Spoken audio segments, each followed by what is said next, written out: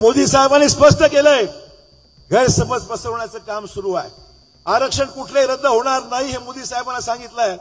आणि मला यावर सांगायचंय, मराठा आरक्षण सुद्धा आम्ही 100% घेणार आहोत. तुम्हाला चिंता करायची गरज नाही.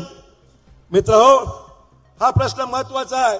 एकनाथ शिंदे साहेबांचे आभार मानले पाहिजेत की त्यांनी आपल्याला 10% हक्काचं आरक्षण मराठा समाजाला दिलेलं आहे. त्याचबरोबर आपण पाहतो ज्यांच्याकडे कुणबी दाखले आहेत ते सुद्धा त्यांनी त्या ठिकाणी त्यांना सर्टिफिकेट देण्यात आलं आहे. सगळ्या सोयऱ्यांचा प्रश्न आचारसंहिता संपल्यानंतर ताबडतोब तो मार्गी लागायचा आहे.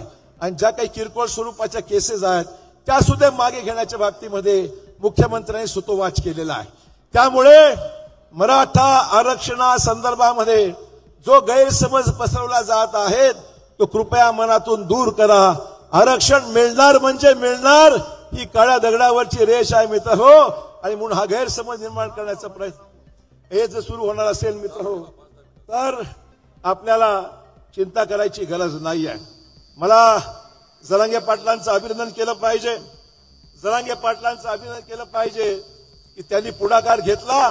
मी त्यांना भेटून आलो आणि त्यांनाही मी सांगितलं, मराठा समाजाच्या बाबतीमध्ये तुम्ही जो प्रयत्न करत आहात त्याबद्दल तुमचं मनापासून मी अभिनंदन करतो.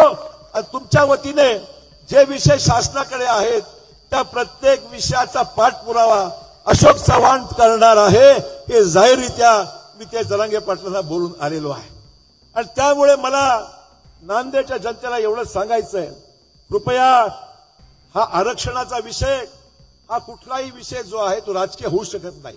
हा सामाजिक विषय आहे आणि या सामाजिक विषयाला आपल्याला बिलकुल पाठपुरावा करायचा. विरोध कोणाचा आहे सांगा? अजिबात विरोध नाही. भाजपचा विरोध नाही, भाजपचं समर्थनच या गोष्टीला आहे.